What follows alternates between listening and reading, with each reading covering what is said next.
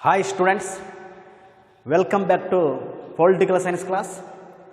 BA ಪ್ರಥಮ ಸೆಮಿಸ್ಟರ್ನ ನನ್ನೆಲ್ಲ ಆತ್ಮೀಯ ವಿದ್ಯಾರ್ಥಿಗಳನ್ನು ರಾಜ್ಯಶಾಸ್ತ್ರ ವರ್ಗಕ್ಕೆ ಹೃದಯಪೂರ್ವಕವಾಗಿ ಸ್ವಾಗತವನ್ನು ಕೋರ್ತಾ, ಆತ್ಮೀಯ ವಿದ್ಯಾರ್ಥಿಗಳೇ, ಈಗಾಗಲೇ ನಾವು ಕಳೆದ ವಿಡಿಯೋದಲ್ಲಿ 3ನೇ ಅಧ್ಯಾಯದಲ್ಲಿ 2ನೇ ಪರಿಕಲ್ಪನೆಯಾದ ಪೊಲಿಟಿಕಲ್ ಫಿಲಾಸಫಿ ರಾಜಕೀಯ ತತ್ವಜ್ಞಾನವನ್ನು ಪ್ರಾರಂಭಿಸಿದ್ದೇವೆ. ಅದು ಇನ್ನೂ ಕೂಡ ಪೂರ್ಣಗೊಂಡಿಲ್ಲ.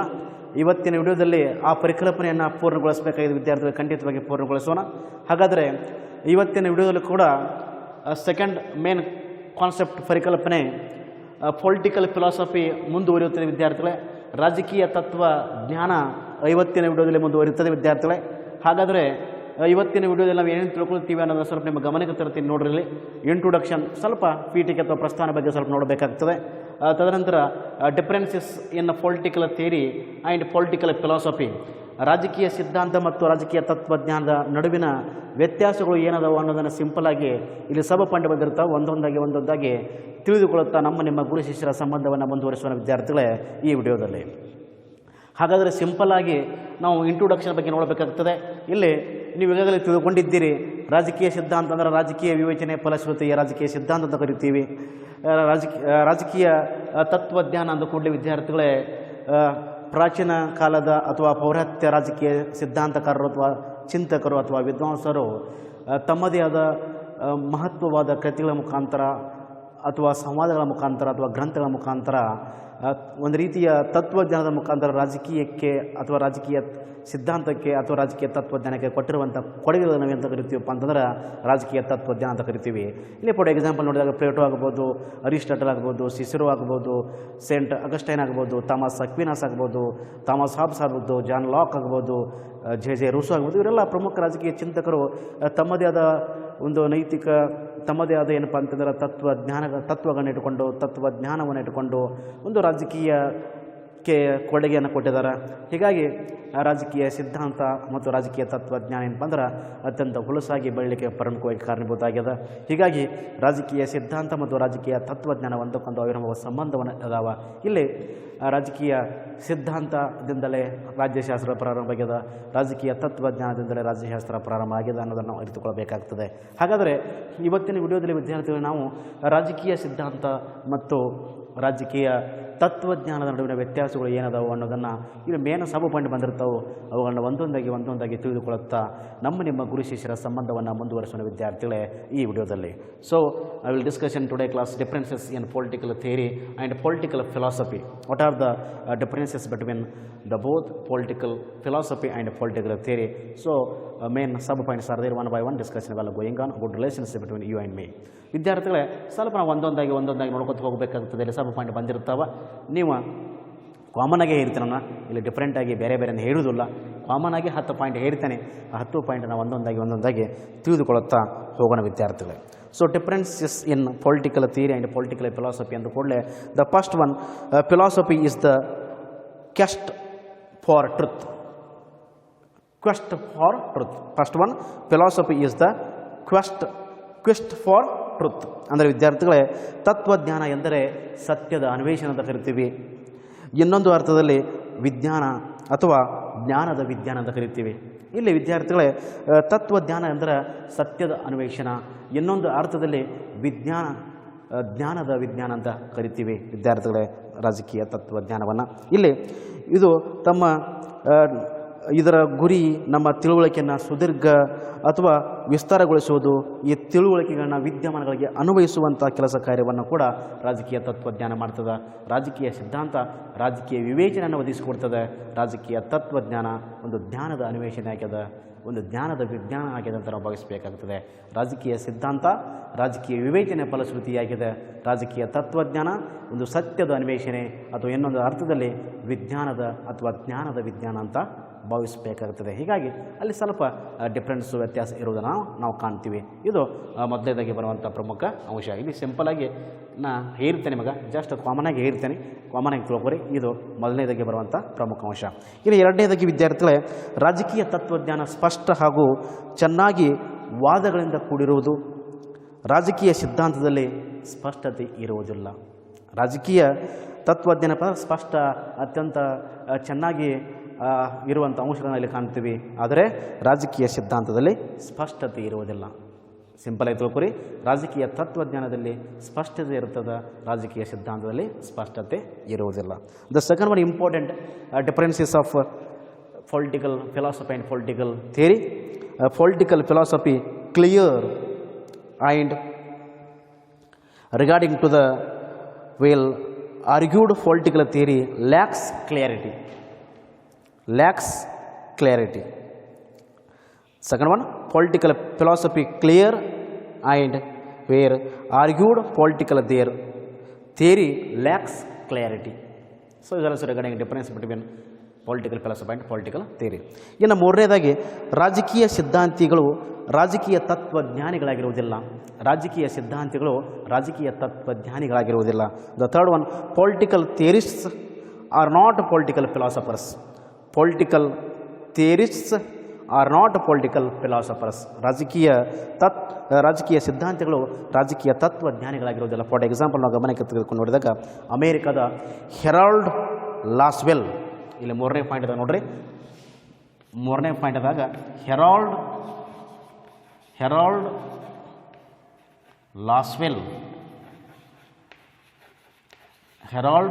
ಲಾಸ್ವೆಲ್ ಜೊತೆಗೆ ಇನ್ನೋರ್ವ ರಾಜಕೀಯ ಚಿಂತಕರು ಯಾರಪ್ಪ ಅಂತಂದ್ರೆ ಇಲ್ಲಿ Charles ಮೇರಿಯಮ್.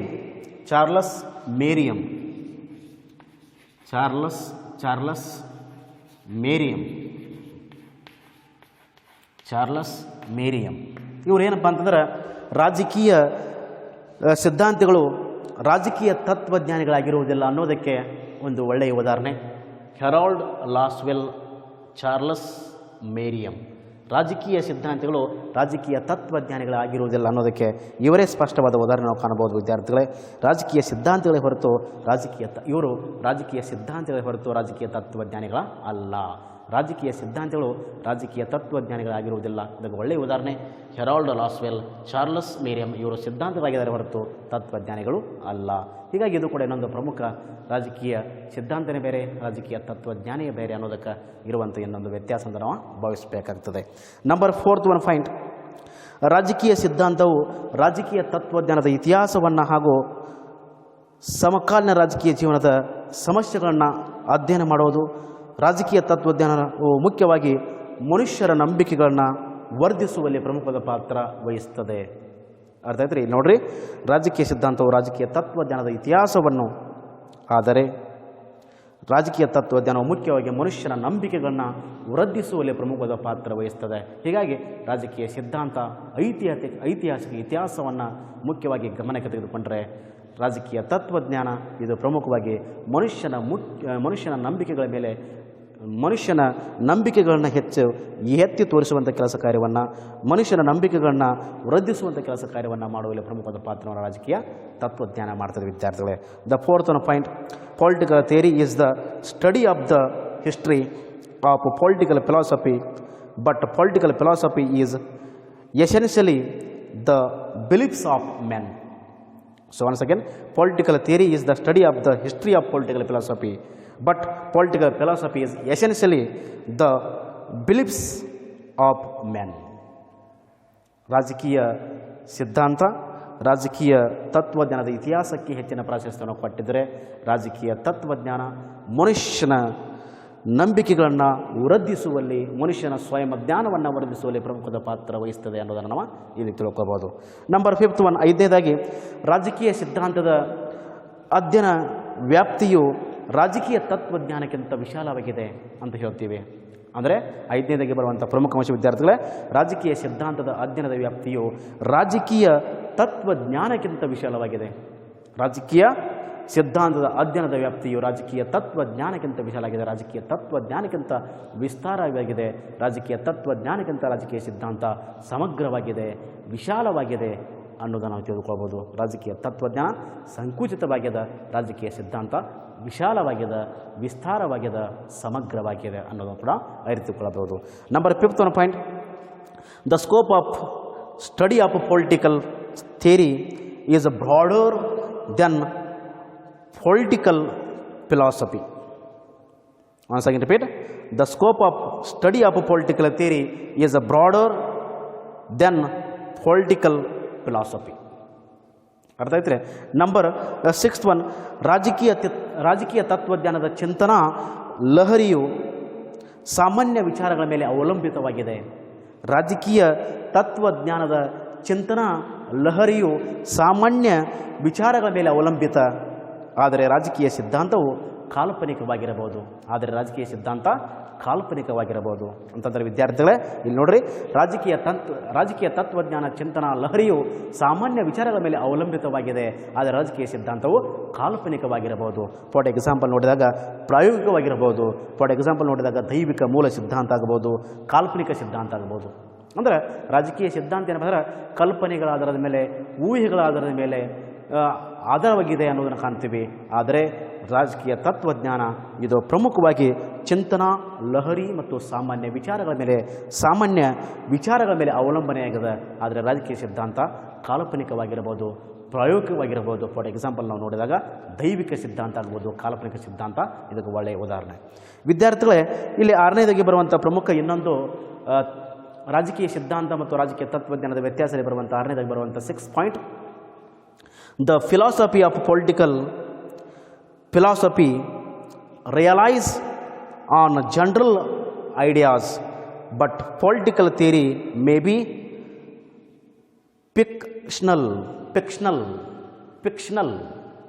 Once again repeat, the philosophy of political philosophy relies on general ideas, but political theory may be fictional. ಅರ್ಥ ಐತ್ರಿ. ಇನ್ನು ಅದೇ ಹಾಗೆ 7ನೇದಾಗಿ ಬರುವಂಥ ಪ್ರಮುಖ ಅಂಶವನ್ನು ನಾವು ಗಮನಕ್ಕೆ ತೆಗೆದುಕೊಂಡು ನೋಡಬೇಕಾಗ್ತದೆ. ರಾಜಕೀಯ ತತ್ವಜ್ಞಾನವು ರಾಜಕೀಯ ಸಂಸ್ಥೆಗಳ ಬಗೆಗೆ ಹೆಚ್ಚಿನ ಸಂಬಂಧವನ್ನು ಹೊಂದಿರುವುದಿಲ್ಲ. ರಾಜಕೀಯ ತತ್ವಜ್ಞಾನವು ರಾಜಕೀಯ ಸಂಸ್ಥೆಗಳ ಬಗೆಗೆ ಹೆಚ್ಚಿನ ಸಂಬಂಧವನ್ನು ಹೊಂದಿರುವುದಿಲ್ಲ. ಇಲ್ಲಿ ರಾಜಕೀಯ ಸಂಸ್ಥೆಗಳು ರಾಜಕೀಯ ಘಟನೆಗಳನ್ನು ಮೀರಿ ಚಿಂತನೆ ಬರ್ಬೋದು. ರಾಜಕೀಯ ಸಿದ್ಧಾಂತ ಮೇಲಿನ ಸಂಗತಿಗಳನ್ನು ಒಳಗೊಂಡು ರಾಜಕೀಯ ವಿಚಾರಗಳನ್ನು ಇಟ್ಟುಕೊಂಡು ರಾಜಕೀಯ ಸಂಗತಿಗಳನ್ನು ಇಟ್ಟುಕೊಂಡು ಅಸ್ತಿತ್ವಕ್ಕೆ ಬರಬಹುದು. ಆದರೆ ಇದು ಪ್ರಮುಖವಾಗಿ ಏನಪ್ಪ ಅಂತಂದ್ರೆ ರಾಜಕೀಯ ತತ್ವಜ್ಞಾನವು ರಾಜಕೀಯ ಸಂಸ್ಥೆಗಳ ಬಗೆಗೆ ಹೆಚ್ಚಿನ ಸಂಬಂಧವನ್ನು ಹೊಂದಿರುವುದಿಲ್ಲ. ರಾಜಕೀಯ ಸಂಸ್ಥೆಗಳು ಹಾಗೂ ರಾಜಕೀಯ ಘಟನೆಗಳನ್ನು ಮೀರಿ ಚಿಂತನೆ ಸಾಗಿ ಬರಬಹುದು. ರಾಜಕೀಯ ಸಿದ್ಧಾಂತ ಮೇಲಿನ ಸಂಗತಿಗಳನ್ನು ಒಳಗೊಂಡು ಸಿದ್ಧಾಂತಿಗಳು ವಿಷಯ ಪ್ರತಿಪಾದನೆ ಮಾಡುವರು. ರಾಜಕೀಯ ತತ್ವಜ್ಞಾನಿ ಬೇರೆ, ರಾಜಕೀಯ ಸಿದ್ಧಾಂತಿಗಳೇ ಬೇರೆ. ರಾಜಕೀಯ ಸಿದ್ಧಾಂತಕಾರರು ಬೇರೆ, ರಾಜಕೀಯ ತತ್ವಜ್ಞಾನಿಗಳೇ ಬೇರೆ. ರಾಜಕೀಯ ಸಿದ್ಧಾಂತಕಾರರು ರಾಜಕೀಯ ಕೊಡುಗೆಯನ್ನು ಕೊಟ್ಟಿರ್ತಾರೆ, ರಾಜಕೀಯ ಮುಖಾಂತರ ತಮ್ಮದೇ ವಿಶ್ಲೇಷಣೆ ಮಾಡಿರ್ತಾರೆ. ರಾಜಕೀಯ ತತ್ವಜ್ಞಾನ ಸಮಗ್ರವಾದ ಜ್ಞಾನವನ್ನು ಹೊಂದಿರ್ತಾರೆ. ಇಲ್ಲಿ 7th point, political philosophy has little to do with political institutions. Number 7th point, political philosophy has little to do with political institutions. Is also known as called difference between political theory and political philosophy. Number 8th point, 8ನೇದಾಗಿ ಬರುವಂಥ ಪ್ರಮುಖ ಅಂಶ, ರಾಜಕೀಯ ತತ್ವಜ್ಞಾನವು ಹಾಗೆ ನೋಡಿದರೆ ವಿವೇಚನಾ ತತ್ವಜ್ಞಾನವಾಗಿದೆ. ರಾಜಕೀಯ ತತ್ವಜ್ಞಾನವು ಹಾಗೆ ನೋಡಿದರೆ academic ಅಂದರೆ ವಿವೇಚನಾ ತತ್ವಜ್ಞಾನವಾಗಿದೆ. ರಾಜಕೀಯ ಸಿದ್ಧಾಂತವು ರಾಜಕೀಯ ಮೂಲಭೂತ ವಿಷಯಗಳನ್ನು ಚರ್ಚಿಸುವುದು. ರಾಜಕೀಯ ಸಿದ್ಧಾಂತವು ರಾಜಕೀಯ ಮೂಲಭೂತ ವಿಷಯಗಳನ್ನು ಚರ್ಚಿಸುವುದು. ಇಲ್ಲಿ ರಾಜಕೀಯ ಸಿದ್ಧಾಂತಕ್ಕೆ ಒಂದು ತನ್ನದೇ ಆದ ವ್ಯತ್ಯಾಸವನ್ನು ಡಿಫ್ರೆನ್ಸ್ ನಾವು ಇಲ್ಲಿ ಕಾಣ್ತೀವಿ ವಿದ್ಯಾರ್ಥಿಗಳೇ. ರಾಜಕೀಯ ಸಿದ್ಧಾಂತ ಮತ್ತು ರಾಜಕೀಯ ತತ್ವಜ್ಞಾನ ಸ್ವಲ್ಪ ಒಂದಕ್ಕೊಂದು ಏನಪ್ಪ ಅಂದ್ರೆ ಅವಿನಾಭಾವ ಸಂಬಂಧವನ್ನು ಹೊಂದಿರುವುದನ್ನು ನಾವು ಕಾಣ್ತೀವಿ. ಇಲ್ಲಿ ರಾಜಕೀಯ ತತ್ವಜ್ಞಾನ ಹಾಗೆ ನೋಡಿದರೆ ಅಕಾಡೆಮಿಕ್ ಅಂದರೆ ವಿವೇಚನಾ ತತ್ವಜ್ಞಾನವಾಗಿದೆ. ಆದರೆ ರಾಜಕೀಯ ಸಿದ್ಧಾಂತವು ರಾಜಕೀಯ ಮೂಲಭೂತ ವಿಷಯಗಳನ್ನು ಚರ್ಚಿಸುವಲ್ಲಿ ಪ್ರಮುಖದ ಪಾತ್ರ ವಹಿಸ್ತದೆ ಅನ್ನೋದನ್ನು ಕಾಣ್ತೀವಿ. ಇಲ್ಲಿ 8th point, political philosophy if seen has such is rational philosophy, but political theory is to discuss the basis of politics. Once again repeat, political philosophy if seen as such is rational philosophy, but political theory is to discuss the basics of politics. 8th point of difference between political theory and political philosophy. Number ಇಲ್ಲಿ ರಾಜಕೀಯ ತತ್ವಜ್ಞಾನ ಹಾಗೆ ನೋಡಿದರೆ academic ಅಂದರೆ ವಿವೇಚನಾ ತತ್ವಜ್ಞಾನವಾಗಿದೆ. ಅದರ ರಾಜಕೀಯ ಸಿದ್ಧಾಂತ ವಿಭಿನ್ನ ರೀತಿಯ ರಾಜಕೀಯ ಮೂಲಭೂತ ವಿಷಯಗಳನ್ನ ಚರ್ಚೆ ಮಾಡಲು ಪ್ರಮುಖವಾದ ಪಾತ್ರ ವಹಿಸ್ತದೆ. ಇಲ್ಲಿ ಫಾರ್ ಎಕ್ಸಾಂಪಲ್ ನಾವು ಗಮನಕ್ಕೆ ತೆಗೆದು ನೋಡಿದಾಗ ಜಾನ್ ಲಾಕ್ನ ಉದಾರತವಾದ, ಜೆನ್ ಜಾಕ್ ರೋಸೋರವರ ಜನಪ್ರಿಯ ಸಾರ್ವಭೌಮತ್ವ ವಿಚಾರಗಳು ಐರೋಪ್ಯದಲ್ಲಿ ಒಂದು ರೀತಿಯ ವೈಚಾರಿಕ ಕ್ರಾಂತಿಗೆ ಕಾರಣ ಆದಂತ ನಾವು ಹೇಳ್ಬೋದು. ಫಾರ್ ಎಕ್ಸಾಂಪಲ್ ಫ್ರಾನ್ಸ್ದ 1762ರ ಕ್ರಾಂತಿಗೆ ಕಾರಣವಾದ ವೈಚಾರಿಕತೆ ಎಂದರೆ Rousseau, Voltaire, John Locke, Rousseau, Voltaire, ಜೊತೆಗೆ ಮಾಂಟೆಸ್ಕೋ ಅಧಿಕಾರ ವಿಭಜನೆ ಸಿದ್ಧಾಂತ, ಮಾಂಟೆಸ್ಕ್ಯೂ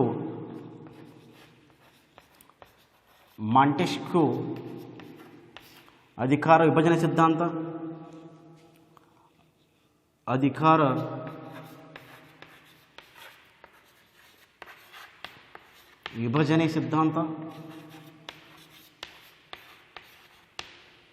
ವಿಭಜನೆ ಸಿದ್ಧಾಂತ,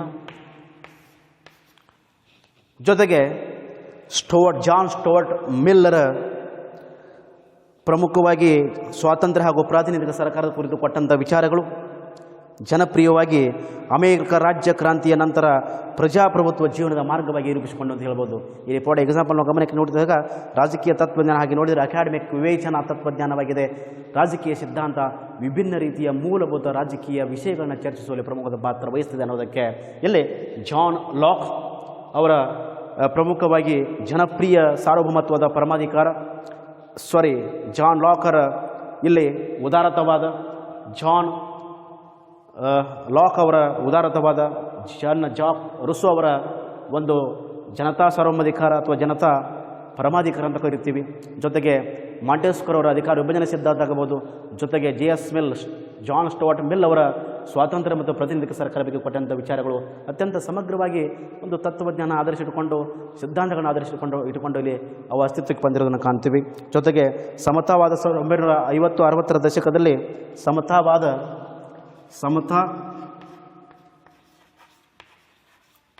1950-60ರ ದಶಕದಲ್ಲಿ ತನ್ನದೇ ಆದ ಒಂದು ಕಾಲಾವಧಿಯಲ್ಲಿ ಜನಪ್ರಿಯತೆಯನ್ನು ಉಳಿಸಿಕೊಂಡಿತು. ವಸಾಹತುಶಾಹಿ ಆಡಳಿತದ ಅವನತಿಯ ನಂತರ ಸ್ತ್ರೀಯವಾದ, ಜನಾಂಗೀವಾದ ಮಹತ್ವ ಪಡೆದವು. ಜಾನ್ ರಾಲ್ಸ್ 1971ರಲ್ಲಿ ನ್ಯಾಯ ಸಿದ್ಧಾಂತ ಕೃತಿಯನ್ನು ಬರೆದರು. ಇವೆಲ್ಲ ಪ್ರಮುಖವಾಗಿ ರಾಜಕೀಯ ಸಿದ್ಧಾಂತದಲ್ಲಿ ಅತ್ಯಂತ ಪ್ರಮುಖವಾದ ಪಾತ್ರ ವಹಿಸ್ತವೆ. ಹಾಗೆಯೇ ರಾಲ್ಸ್ ಉದಾರತವಾದದ ದೃಷ್ಟಿಕೋನದಿಂದ ರಾಬರ್ಟ್ ನೋಜಿಕ್ನ ಕೃತಿಗಳಾದಂಥ ಅನಾರ್ಕಿ, ಸ್ಟೇಟ್ ಹಾಗೂ ಯುಟೋಪಿಯಾ ಮೂಲಕ ಜಾನ್ ರಾಲ್ಸ್ ಪ್ರಶ್ನೆಗಳಿಗೆ ಉತ್ತರಿಸಿದನು. ಮಾರ್ಕ್ಸ್ವಾದ ಚಾರ್ಲಸ್ ಟೇಲರ್ ಉದಾರವಾದಿ ರಾಜಕೀಯ ಸಿದ್ಧಾಂತವನ್ನು ಟೀಕಿಸಿದರು. ಹೀಗೆ ಇಲ್ಲಿ ಪ್ರಮುಖವಾಗಿ ಏನಪ್ಪ ಅವರವರ ಸಿದ್ಧಾಂತ, ಕೆಲವೊಂದು ರಾಜಕೀಯ ಸಿದ್ಧಾಂತಕಾರರು ರಾಜಕೀಯ ಸಿದ್ಧಾಂತವನ್ನು ಟೀಕೆ ಮಾಡ್ತಾರೆ, ಕೆಲವೊಂದು ರಾಜಕೀಯ ಸಿದ್ಧಾಂತಕಾರರು ರಾಜಕೀಯ ತತ್ವಜ್ಞಾನವನ್ನು ಟೀಕೆ ಮಾಡ್ತಾರೆ. ಹೀಗೆ ಪರಸ್ಪರ ಟೀಕೆಗಳು, ವಿಮರ್ಶೆಗಳು ಏನಪ್ಪ ಅಂದರೆ ರಾಜಕೀಯ ತತ್ವಜ್ಞಾನ ಮತ್ತು ರಾಜಕೀಯ ವಿಮರ್ಶೆಯಲ್ಲಿ ಇರುವುದು ನಾವು ಸಾಮಾನ್ಯವಾಗಿ ಕಾಣ್ತೀವಿ.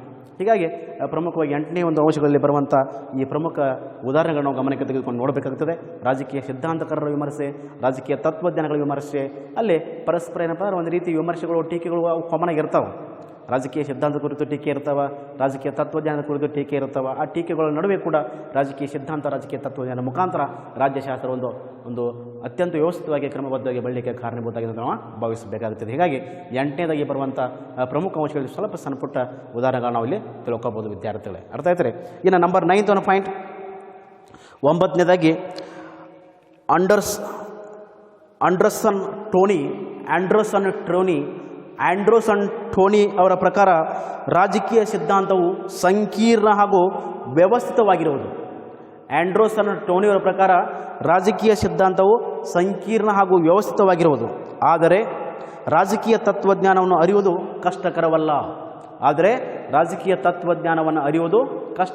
ಎಂಬ ಸಂದೇಶವನ್ನು ಆಂಡರ್ಸನ್ ಟೋನಿ ಅವರು ಅಭಿಪ್ರಾಯಪಡ್ತಾರೆ. ಆಂಡರ್ಸನ್ ಟೋನಿ ಅವರ ಪ್ರಕಾರ ರಾಜಕೀಯ ಸಿದ್ಧಾಂತವು ಸಂಕೀರ್ಣ ಹಾಗೂ ವ್ಯವಸ್ಥಿತವಾಗಿರುವುದು, ಆದರೆ ರಾಜಕೀಯ ತತ್ವಜ್ಞಾನವನ್ನು ಅರಿಯುವುದು ಕಷ್ಟಕರವಲ್ಲ ಅನ್ನೋದು ಕೂಡ ಸಾರಿದ್ದಾರೆ. ರಾಜಕೀಯ ಸಿದ್ಧಾಂತ ಸಂಕೀರ್ಣ ಹಾಗೂ ವ್ಯವಸ್ಥಿತವಾಗಿದೆ, ಆದರೆ ರಾಜಕೀಯ ತತ್ವಜ್ಞಾನವನ್ನು ಅರಿಯುವುದು ಕಷ್ಟಕರವಲ್ಲ. ಹೀಗಾಗಿ ಎರಡು ನಡುವೆ ಸ್ವಲ್ಪ ವ್ಯತ್ಯಾಸ ಇದೆ, ಆದರೆ ಪ್ರತಿಯೊಬ್ಬರೂ ಅದನ್ನು ಅರಿಯುವುದು ಕಷ್ಟ ಸಾಧ್ಯವಾಗಿದೆ. ರಾಜಕೀಯ ಸಿದ್ಧಾಂತ ಏನಪ್ಪ ಅಂತಂದ್ರೆ ಸಂಕೀರ್ಣ ಹಾಗೂ ವ್ಯವಸ್ಥಿತವಾಗಿರುವುದರಿಂದ ಅದನ್ನು ಪ್ರತಿಯೊಬ್ಬರು ಅರಿತುಕೊಳ್ಳುವುದು ಕಷ್ಟ ಆಗ್ತದೆ, ತೊಂದರೆ ಆಗ್ತದೆ. ಆದರೆ ರಾಜಕೀಯ ತತ್ವಜ್ಞಾನವನ್ನು ಅರಿತುಕೊಳ್ಳುವುದರಲ್ಲಿ ಯಾವುದೇ ರೀತಿ ಕಷ್ಟಕರ ಇಲ್ಲ ಅನ್ನೋದನ್ನು ಅಭಿಪ್ರಾಯಪಡ್ತಾರೆ ಆ್ಯಂಡ್ರೂಸನ್ ಟೋನಿ ಅವರು. ಹೀಗಾಗಿ ರಾಜಕೀಯ ಸಿದ್ಧಾಂತ ಮತ್ತು ರಾಜಕೀಯ ತತ್ವಜ್ಞಾನದಲ್ಲಿ ವ್ಯತ್ಯಾಸಗಳು ಇದೆ ಅನ್ನೋದನ್ನು ಭಾವಿಸಬೇಕಾಗುತ್ತದೆ ವಿದ್ಯಾರ್ಥಿಗಳೇ. ರಾಜಕೀಯ ಸಿದ್ಧಾಂತವು ಸಂಕೀರ್ಣ ಹಾಗೂ ವ್ಯವಸ್ಥಿತವಾಗಿರುವುದು, ಆದರೆ ಪ್ರತಿಯೊಬ್ಬರು ಅದನ್ನು ಅರಿತುಕೊಳ್ಳುವುದು ಕಷ್ಟವಾಗ್ತದೆ. ಆದರೆ ರಾಜಕೀಯ ತತ್ವಜ್ಞಾನವನ್ನು ಅರಿತುಕೊಳ್ಳಲು ಯಾವುದೇ ರೀತಿ ಕಷ್ಟ ಆಗುವುದಿಲ್ಲ, ಕಷ್ಟಕರ ಅಲ್ಲ ಅನ್ನೋದನ್ನು ಆ್ಯಂಡ್ರೂಸನ್ ಟೋನಿ ಅವರು ಅಭಿಪ್ರಾಯ ಪಡ್ತಾರೆ. ರಾಜಕೀಯ ಸಿದ್ಧಾಂತ ಮತ್ತು ರಾಜಕೀಯ ತತ್ವಜ್ಞಾನದ ನಡುವಿನ ವ್ಯತ್ಯಾಸವನ್ನು ತಮ್ಮ ವಿಚಾರಗಳನ್ನು ಹಂಚಿಕೊಳ್ತಾರೆ ಆ್ಯಂಡ್ರೂಸನ್ ಟೋನಿ ಅವರು. ವಿದ್ಯಾರ್ಥಿಗಳೇ, ರಾಜಕೀಯ ಸಿದ್ಧಾಂತವು ಸಂಕೀರ್ಣ ಆಗೈತಿ, ವ್ಯವಸ್ಥಿತವಾಗೈತಿ ಇಲ್ಲ ಅನ್ನೋದಿಲ್ಲ, ಆದರೆ ಅದನ್ನು ಪ್ರತಿಯೊಬ್ಬರು ಅರಿತುಕೊಳ್ಳೋದು ಕಷ್ಟ ಆಗ್ತದೆ. ಆದರೆ ರಾಜಕೀಯ ತತ್ವಜ್ಞಾನವನ್ನು ಅರಿಯುವುದು ತುಂಬ ಸರಳ ಆಗ್ತದೆ, ಅದರಿಂದ ಏನು ಕಷ್ಟಕರ ಆಗುವುದಿಲ್ಲ ಅನ್ನೋದನ್ನು ಅವರು ಅಭಿಪ್ರಾಯ ಪಡ್ತಾರೆ. Number 9th one point. According to Anderson Tony, political theory is complex and systematic, but it is not difficult to understand political philosophy. ಇಲ್ಲಿ ನೋಡ್ರಿ ಮತ್ತೊಮ್ಮೆ, according to Andrewson Tony, political theory is complex and systematic, but it is not difficult to understand political philosophy. So is also regarding political theory is a wider choice, political theory is a broader, but everybody the understood purpose very difficult, but political philosophy is very easily understood, is very clearly understood. Is also different between political theory and political philosophy. In the last one point, ಕೊನೆಯದಾಗಿ ಬರುವಂಥ ಇನ್ನೊಂದು ರಾಜಕೀಯ ಸಿದ್ಧಾಂತ ಮತ್ತು ರಾಜಕೀಯ ತತ್ವಜ್ಞಾನ ನಡುವಿನ ವ್ಯತ್ಯಾಸಗಳನ್ನು ನೋಡಿದಾಗ ಕೊನೆಯದಾಗಿ ಬರುವಂಥ ಪ್ರಮುಖ ಅಂಶ, ರಾಜಕೀಯ ಸಿದ್ಧಾಂತವು ರಾಜಕೀಯ ಜೀವನವನ್ನು ನಿಯಂತ್ರಿಸುವ ಅಧಿಕಾರವನ್ನು ಹೊಂದಿರುವುದು, ಆದರೆ ರಾಜಕೀಯ ತತ್ವಜ್ಞಾನ ನಂಬಿಕೆಗಳನ್ನು ವಿಮರ್ಶಾತ್ಮಕವಾಗಿ ನೋಡುವುದು. ಇಲ್ಲಿ ನೋಡ್ರಿ ಇನ್ನೊಂದು ವ್ಯತ್ಯಾಸ, ರಾಜಕೀಯ ಸಿದ್ಧಾಂತವು ರಾಜಕೀಯ ಜೀವನವನ್ನು ನಿಯಂತ್ರಿಸುವ ಅಧಿಕಾರವನ್ನು ಹೊಂದಿರುವುದು, ಆದರೆ ರಾಜಕೀಯ ತತ್ವಜ್ಞಾನ ನಂಬಿಕೆಗಳನ್ನು ವಿಮರ್ಶಾತ್ಮಕವಾಗಿ ನೋಡುವುದು ಹಾಗೂ ಪರಿಕಲ್ಪನೆಗಳನ್ನು ಸ್ಪಷ್ಟಗೊಳಿಸುವುದು ಮಾಡುವಂಥ ಕೆಲಸ ಕಾರ್ಯವನ್ನು ರಾಜಕೀಯ ತತ್ವಜ್ಞಾನ ಮಾಡ್ತದೆ.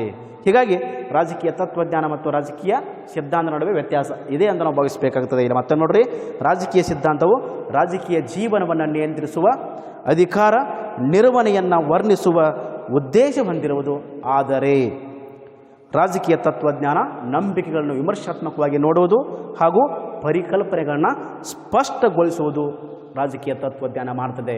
ರಾಜಕೀಯ ಸಿದ್ಧಾಂತನೇ ಬೇರೆ, ರಾಜಕೀಯ ತತ್ವಜ್ಞಾನ ಬೇರೆ. ಹೀಗಾಗಿ ಸ್ವಲ್ಪ ರಾಜಕೀಯ ಸಿದ್ಧಾಂತ ಮತ್ತು ರಾಜಕೀಯ ತತ್ವಜ್ಞಾನಗಳು ವ್ಯತ್ಯಾಸ ಇರ್ತಾವೆ ಅನ್ನೋದನ್ನು ನಾವು ಅರಿತುಕೊಳ್ಳಬೇಕಾಗ್ತದೆ, ತಿಳಿದುಕೊಳ್ಳಬೇಕಾಗ್ತದೆ ವಿದ್ಯಾರ್ಥಿಗಳೇ. ಅರ್ಥ ಆಯ್ತು ರೀ? ಇನ್ನು last one point, political theory has the power to control political life but to critically view political philosophical beliefs. So once again repeat last one, political theory has the power to control political life but to critically view political philosophical beliefs. So this is also regarding last one point of differences between political theory and political philosophy. ಅರ್ಥಾಯ್ತು? ಇಷ್ಟ ನಾವು ಪ್ರಮುಖವಾಗಿ ಇವತ್ತಿನ ವಿಡಿಯೋದಲ್ಲಿ ರಾಜಕೀಯ ಸಿದ್ಧಾಂತ ಮತ್ತು ರಾಜಕೀಯ ತತ್ವಜ್ಞಾನದ ನಡುವಿನ ವ್ಯತ್ಯಾಸದ ಬಗ್ಗೆ ತಿಳ್ಕೊಬೋದು. ಈ ಪಾಯಿಂಟ್ಗಳು ಏನಪ್ಪ ಅಂದ್ರೆ ಸಬ್ ಪಾಯಿಂಟ್ ಬಂದಿರ್ತಾವೆ, ಒಂದೇ ಕಡೆ ಈ ಪಾಯಿಂಟ್ಗಳು ಕೊಟ್ಟಿರ್ತಾರೆ.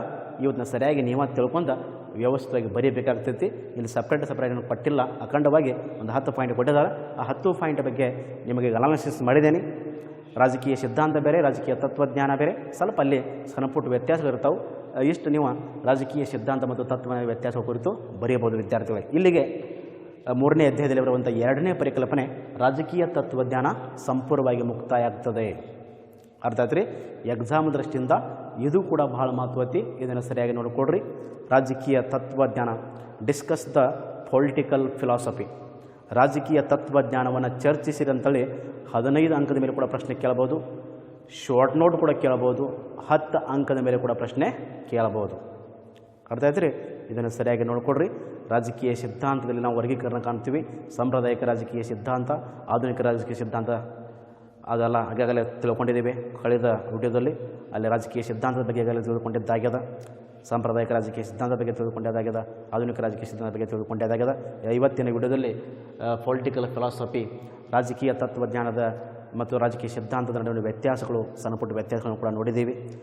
ಇದರ ಹಿಂದಿನ ವಿಡಿಯೋದಲ್ಲಿ ಕೂಡ ರಾಜಕೀಯ ಪ್ರಮುಖವಾಗಿ ತತ್ವಜ್ಞಾನದ ಬಗ್ಗೆ ಈಗಾಗಲೇ ನಾವು ತಿಳಿದುಕೊಂಡಿದ್ದೇವೆ ಕಳೆದ ವಿಡಿಯೋದಲ್ಲಿ ವಿದ್ಯಾರ್ಥಿಗಳೇ. ಜೊತೆಗೆ ಇವತ್ತಿನ ವಿಡಿಯೋದಲ್ಲಿ ಇದು ಸ್ವಲ್ಪ ನಾವು ವ್ಯತ್ಯಾಸಗಳನ್ನು ನೋಡಿದ್ದೇವೆ. ಎಕ್ಸಾಮ್ ದೃಷ್ಟಿಯಿಂದ ಇದು ಕೂಡ ಬಹಳ ಮಹತ್ವೈತಿ. ಇದನ್ನು ಸರಿಯಾಗಿ ನೋಡಿಕೊಡ್ರಿ, ಸರಿಯಾಗಿ ಇದನ್ನು ಲಕ್ಷ ಕೊಡ್ರಿ. 10 ಮಾರ್ಕ್ಸ್ ಮೇಲೆ ಕೂಡ ಕ್ವಶನ್ ಬರ್ಬೋದು, 5 ಅಂಕದ ಮೇಲೆ ಕೂಡ ಪ್ರಶ್ನೆ ಬರ್ಬೋದು, ತದನಂತರ 15 ಅಂಕದ ಮೇಲೆ ಕೂಡ ಪ್ರಶ್ನೆ ಬರಬಹುದು. ಅರ್ಥ ಆಯ್ತಲ್ಲಿ ಎಷ್ಟು ನಾವು ಕಳೆದ ವಿಡಿಯೋದಲ್ಲಿ ಇದೇ ಪರಿಕಲ್ಪನೆ ಮೇಲೆ ರಾಜಕೀಯ ಸಿದ್ಧಾಂತದ ಅರ್ಥ ಮತ್ತು ಬೆಳವಣಿಗೆ ಬಗ್ಗೆ ರಾಜಕೀಯ ತತ್ವಜ್ಞಾನದ ಅರ್ಥ ಮತ್ತು ಬೆಳವಣಿಗೆ ಕುರಿತು ತಿಳ್ಕೊಂಡಿದ್ದೇವೆ. ಅದರ ಮುಂದಿನ ಭಾಗ ಇದು ರಾಜಕೀಯ ಸಿದ್ಧಾಂತದ ಮತ್ತು ರಾಜಕೀಯ ತತ್ವಜ್ಞಾನದ ನಡುವಿನ ವ್ಯತ್ಯಾಸಗಳನ್ನು ತಿಳಿದುಕೊಂಡಿದ್ದೇವೆ. ಇಲ್ಲಿಗೆ ಈ ಪರಿಕಲ್ಪನೆ ಮುಕ್ತಾಯ ಆಗ್ತೈತಿ. ಎಕ್ಸಾಮ್ ದೃಷ್ಟಿಯಿಂದ ಇದನ್ನು ಸರಿಯಾಗಿ ನೋಡಿಕೊಡ್ರಿ. ಹೆಂಗೆ ಕೇಳ್ತಾರಪ್ಪ ಅಂತಂದ್ರೆ, explain the meaning and origin or evolution and differences between political theory and political philosophy. ಅರ್ಥ ಆದರೆ ರಾಜಕೀಯ ತತ್ವಜ್ಞಾನದ ಅರ್ಥ, ಬೆಳವಣಿಗೆ ಮತ್ತು ರಾಜಕೀಯ ಸಿದ್ಧಾಂತ ಮತ್ತು ರಾಜಕೀಯ ತತ್ವಜ್ಞಾನದ ನಡುವಿನ ವ್ಯತ್ಯಾಸಗಳನ್ನು ಚರ್ಚಿಸಿರುತ್ತಲೇ 16 ಅಂಕದ ಮೇಲೆ ಪ್ರಶ್ನೆ ಕೂಡ ಬರಬಹುದು. ಶಾರ್ಟ್ ನೋಟ್ 5 ಅಂಕದ ಮೇಲೆ ಕೂಡ ಪ್ರಶ್ನೆ ಕೇಳಬಹುದು. ಹೆಂಗೆ ಕೇಳಬಹುದು? Explain the meaning and evaluation of political philosophy, ರಾಜಕೀಯ ಸಿದ್ಧಾಂತದ ಅರ್ಥ ಮತ್ತು ಬೆಳವಣಿಗೆ ಕುರಿತು ಟಿಪ್ಪಣಿ ಬರೆಯೋದ್ರಿಂದ ಕೇಳಬಹುದು. ಅಥವಾ 10 ಅಂಕದ ಮೇಲೆ ಕೂಡ ಪ್ರಶ್ನೆ ಕೇಳಬಹುದು, ಅಥವಾ 5 ಅಂಕದ ಮೇಲೆ ಕೂಡ ಪ್ರಶ್ನೆ ಕೇಳಬಹುದು, ಅಥವಾ 15 ಅಂಕದ ಮೇಲೆ ಕೂಡ ಪ್ರಶ್ನೆ ಕೇಳಬಹುದು. ಬಟ್ 3ರಲ್ಲಿ ಇದು ಪ್ರಶ್ನೆ ಬರಬಹುದು. ಇದನ್ನು ಸರಿಯಾಗಿ ನೋಡಿಕೊಡ್ರಿ. ಅರ್ಥ ಆಯ್ತು ರೀ? ಇಷ್ಟು ನಾವು ಇವತ್ತಿನ ವಿಡಿಯೋದಲ್ಲಿ ರಾಜಕೀಯ ತತ್ವಜ್ಞಾನದ ಕುರಿತು ತಿಳಿದುಕೊಂಡಿದ್ದೇವೆ. ಇನ್ನೊಂದು ಪರಿಕಲ್ಪನೆ ಈ ಅಧ್ಯಾಯದಾಗ, ಆ ಪರಿಕಲ್ಪನೆಯನ್ನು ಮುಂದಿನ ವಿಡಿಯೋದಲ್ಲಿ ತೆಗೆದುಕೊಂಡು ಬರುತ್ತೇನೆ. ಅಲ್ಲಿವರೆಗೆ ತಮ್ಮೆಲ್ಲರಿಗೂ ನಮಸ್ಕಾರಗಳು. Thank you.